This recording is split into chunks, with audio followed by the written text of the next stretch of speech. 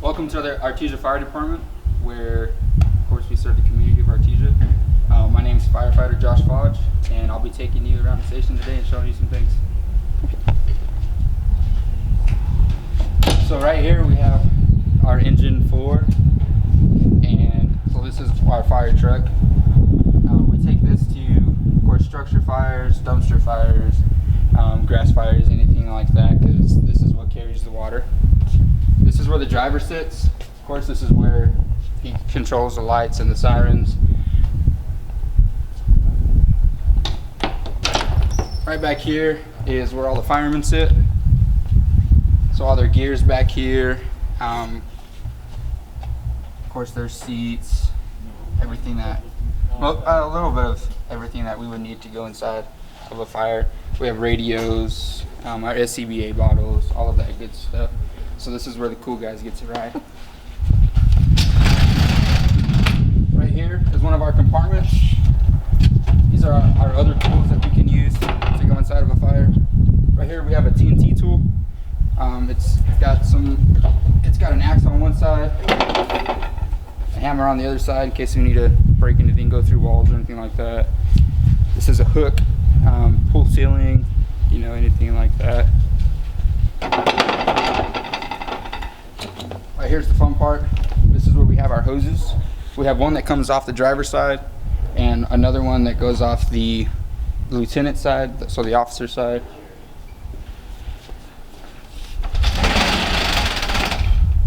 Right here is where we have some of our extrication stuff. Right here, this is an airbag. We have different sizes. We can use this to raise a car if we need to. It's controlled with an SCBA bottle that hooks into the end of this. And like I said, it's just an airbag, so it just makes into a big ball and lifts the car, lifts anything heavy that we can't lift on our own. Right here we have what's called blocks or chocks. You put these underneath the vehicle, so that way whenever you pop the tires on the vehicle, it has something to sit on, so it doesn't go all the way to the ground. Right here we just have some of our basic tools, screwdrivers, stuff like that, in case we need to take something apart.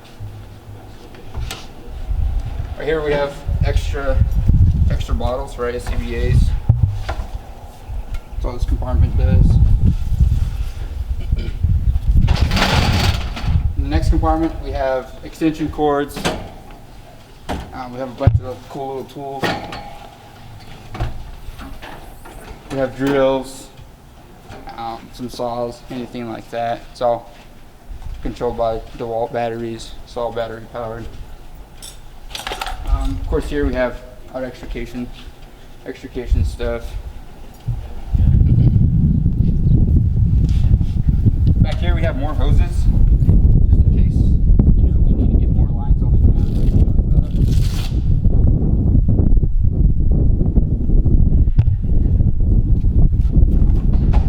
So yeah, here we have the 1.5 inch, which is also the ones on the side that we mainly fight fire with. Here, as you can tell, we have two different ones. Right here we have 3-inch hose, which this controls the bigger nozzles, which we'll see on the other side. And then right here, this is the fun one. Not really, but this is the 5-inch hose. So this is what goes from the fire hydrant all the way to the truck and gives us the water. So this is where the 5-inch connects into the truck and gives the water to the pump.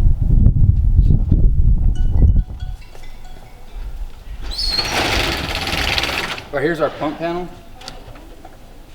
We have just a smaller section of 5-inch, just so that way if one of the 5 inches lands, not close enough to hook into the truck, but you want to pull another big section, you just get the little one, smaller size 3-inch.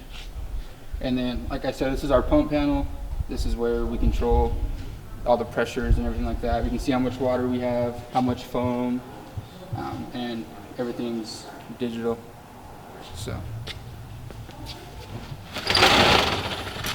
right here we just have a bunch of nozzles. This is called a gated Y. This you can take one hose and make it into two different ones.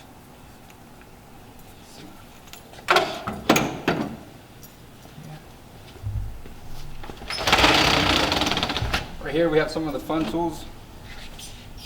Again, we have a chainsaw. Of course, if you need to cut into a house or anything like that, we use these a lot to cut roofs for ventilation. Next one, we have the K12. The K12 we can also use to cut things. Of course, it's got a big blade on the end of it, so cut a lot of metal with this. Right here we have a fan.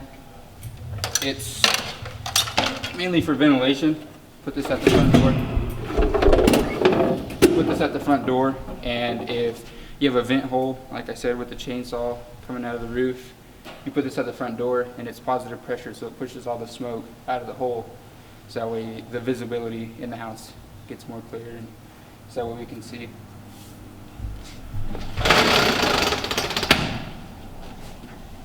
Right here we just have some fire extinguishers.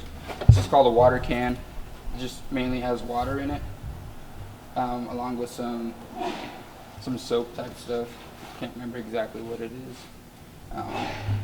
But yeah, we use this a lot if there's a small fire, like a dumpster or something that, you know, we just need to put a little bit of water on. Just that way we don't have to take all the hoses off and everything. Just a regular fire extinguisher. And then right here, of course, we have the hose coming off the officer side. They're all 150 foot. So there's that. That's just the firefighter's seat again. Right here we have where the lieutenant sits most of the time on our way to fires. This computer right here is what we view all our calls on, so we can see that what the dispatch center is typing, what we're going to, everything like that. It's got maps, tells us where our fire hydrants are.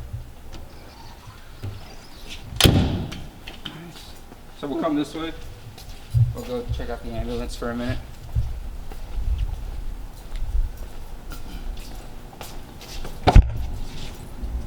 So this is the cab of the ambulance. Of course, we have another laptop there, which also has the CAD system and tells us what we're going to, tells us mainly all our information that we'll need, so we know what we're coming up to on a call. The compartment right here, we have just some blankets for, you know, if it's a cold day or something and somebody needs a blanket, we can help them out there. We have a bag. This is our pediatric bag, because equipment used for adults and pediatric patients are not the same sizes, of course, due to different sizes. So yeah, we have our own special bag, so that way, like I said, we can use it for pediatric patients. So here, we'll go ahead and take a look inside the ambulance itself.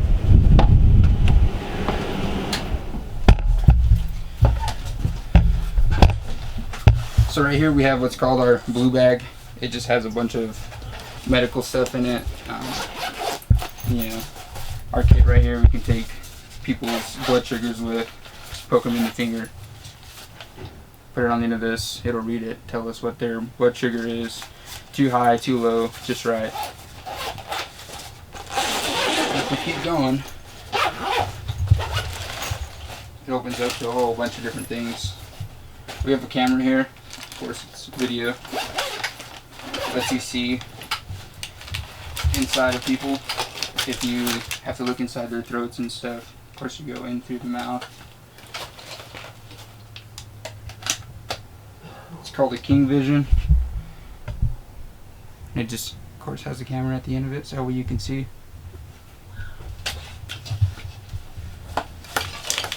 This is what our drugs come in. Can't really pop it. But yeah, this is where we have most of our drugs that we have to push either through IV or through a shot. It, you know, just depends on what's going on and what drug you use. We have a BVM here, so that way if somebody's unconscious or something, we can help them breathe. Right here, we have a tube that goes into the people's throats, of course, and you can use the BVM at the end of that.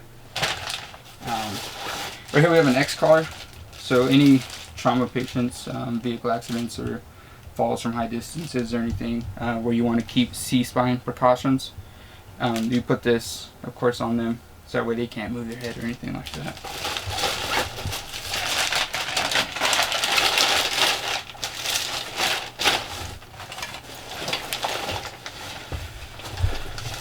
Right here we have our monitor.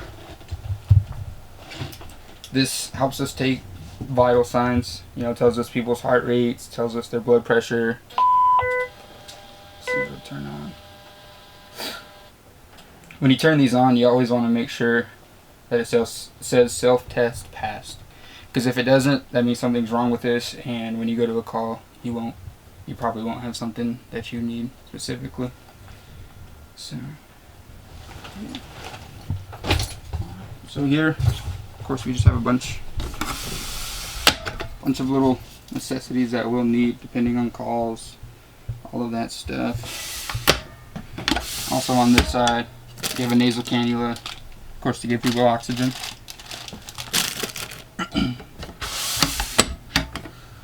So right here we have the radio, which this is, since this is in the back of the ambulance, this is what we use to call the hospital on our way, of course, to the hospital with the patient. Let them know what we're coming in with, so that way they're aware of the patient that's coming in as well. So, yeah. Alright, so we'll start here. So right here we have what's called the radio room. It's got computers, so if you need to do reports whenever you're here, anything like that you need a computer for. It's called the radio room because right here, as you can see, we have two different radios. This radio talks to the whole department, everything like that. So if somebody calls for help, you can talk to them through this, but if you're not in a unit. And this one right here talks to that med radio that was in the back of the ambulance. So, yeah. Right here we have our cubbies. So we get mail that Miss Debbie likes to put in here. So this is where if we get mail or anything like that, anything important, it'll go in here. And they're all marked. We'll go this way.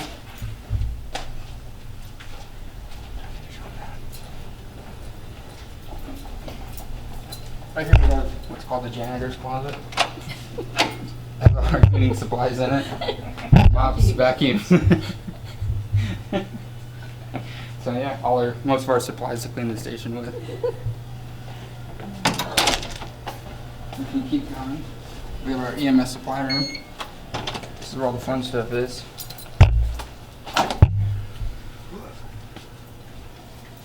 Too short. There we go.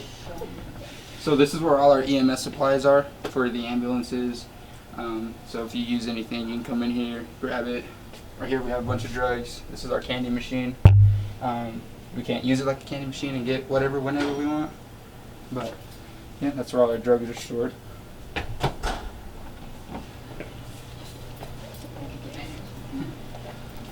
We keep coming down the hall.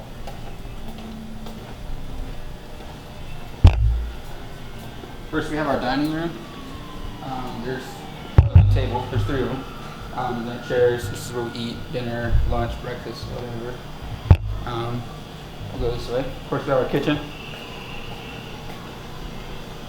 So we have our stove here.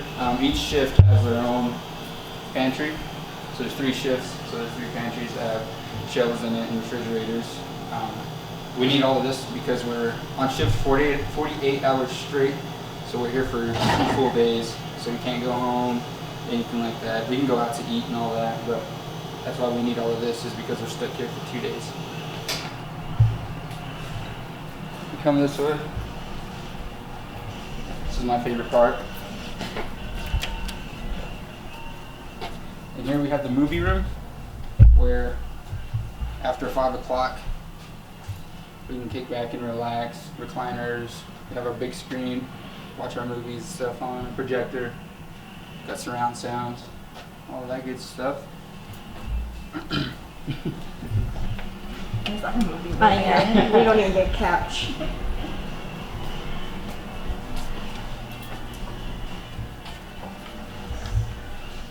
So in here we have our battalion chief's office.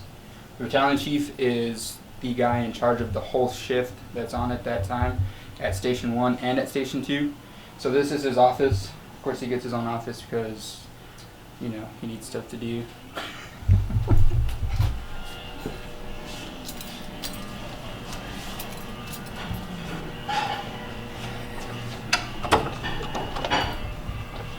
So if we come this way, through the doors, like I had mentioned, we're here for 48 hours straight, so we're here for 2 days. We have our bunk rooms. We have beds in each one. Only one person stays in a room at a time. We have lockers that holds all our uniforms and stuff in it. We have TVs in each room that are mounted on the walls. Have our desks in case, you know, you want to do some homework, whatever you need to do. There's a phone. Of course, if we keep coming this way, you know, since we're here, of course, we still need to use the bathroom. We have our bathrooms here. We have a shower, because we still need a shower even though we're not at home. Use the toilet. Wash your hands. Always wash your hands after you're done. More rooms. All the rooms are laid out the same way. In here, this is the laundry room. Of course, you got your washers and dryers. Wash your uniform, wash whatever you need to wash, your bedding, any of that stuff. Up here we have more cleaning supplies for the station. Anything from, we have toilet paper in case you need any. All that good stuff.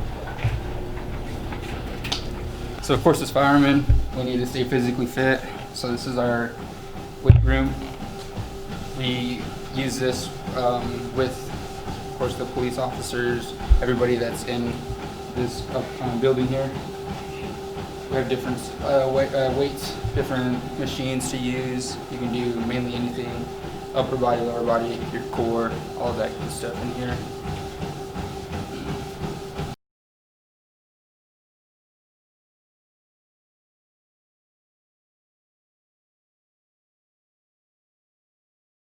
My name's firefighter Josh Fodge. I am a firefighter EMT here at Artesia Fire Department, and I help people that are in need, whether it be for an EMS call or a fire call.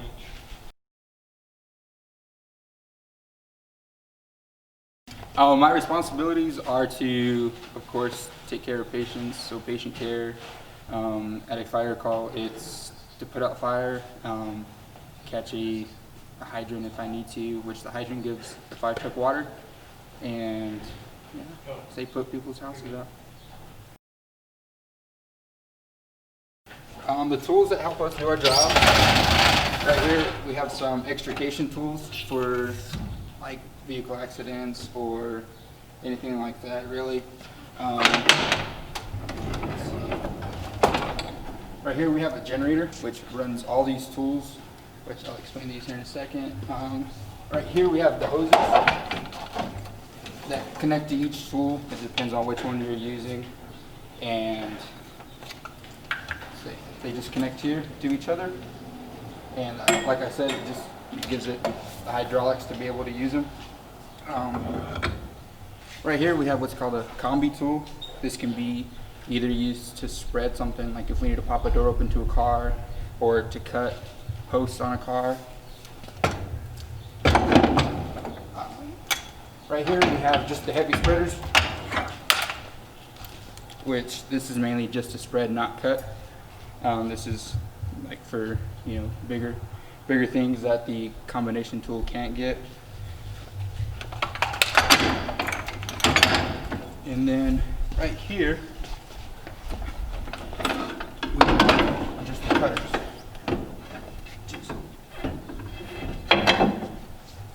This is just to cut, like I said, the posts, anything like that. So it's just practically big scissors is what they are. Yes, so on duty, we wear a uniform. Of course, we have our duty boots, duty pants, and our duty shirt, which has our Artesia Fire Department on it. So that way people can identify us. And then in the back also has our Artesia Fire Department on it. And if we go to a fire or a vehicle accident, we wear what's called bunker gear. So right here you have your bunker jacket. This can be used, you know, in a fire as well, of course. So that way we don't get burned. We have masks that we use to protect our face. We have bunker pants to protect our legs, bunker boots to protect our feet, because in fires, our duty boots aren't as safe as our bunker boots because of course, the fire and the heat. We have our gloves, protect our hands. These ones are kind of long to protect, of course, right here on our arms. So that way, if when you put your jacket on, if your sleeve rolls up, you're not leaving any exposed skin, because any exposed skin can, of course, get burned. Or if you're spraying water, it can get steam burned, which doesn't feel good either. We have our helmet that has our shield on it, our face. Flashlight, of course, that way if it's dark in a house, you can see, turn it on. So this protects our head. We also have what's called a Nomex hood. This simply just goes over our head and protects, you know, our skin, our hair, all of that. And then this goes on the outside of your face mask. We also have an SCBA. This is what holds our air. Say once you breathe through this, of course, you hook it up to your mask through this. It's almost like breathing through a straw. It just gives you, you know, doesn't give you a whole lot of air, except for whenever you breathe, just gives you enough air at that time. Right here is called a purge valve. So whenever you turn it on, put it on, you can open this valve up right here, and it can give you continuous air instead of having to breathe it every time. This piece right here is called our pass device. So right here, it'll tell you how much air you have. So when you turn it on, it'll turn to full. Let's see real quick. And it'll beep. So that beep lets you know that it's working. So if you don't hear that beep, you want to replace your batteries, of course. Or if it beeps and then keeps beeping every few seconds, that means that your batteries are running low. So right here, like I said, it'll tell you your air. And so once it's in the green, your light here will stay green. And then once it gets about to 2,000, 1,500 or so, it'll turn yellow, which means that your air is running low. And then once you get into the red, that means that you're fixing to be out of air. And yeah, so by that point, you want to get out of the building and make sure that you're out of the building. So, and that alarm right there will go off if a firefighter is down in a fire or something, and like it lets you know that they're not moving. So that way, if somebody's coming to look for you, they just hear for that sound. Like I said, if you're down and you're unable to talk, they hear for that sound, and so that way they know where you're at. So I started in January of 2018. So I've been here about 2.5 years now. I love it so far. I actually started as a volunteer here in Eddy County, and once I got on with Artesia a few months after the volunteer, they send you to a fire academy, of course, and that's where you learn how to do all your firefighting stuff, your extrication, you learn about hazmat, all of that stuff, and that's here in-house. Oh, what do I like about my job? I like just giving back to the people here in Artesia. I was born and raised here. I was actually born in Oswald, but raised here in Artesia. And just giving back to the community, helping others. That's what I love best about it, is helping people that are in need. All right, bye everyone. Thanks for coming to the Artesia Fire Department, and thanks for letting me give you a tour. It's been a great time today. Be safe. Make sure that you don't play with matches or lighters or anything like that. Thank you. We'll see you next time.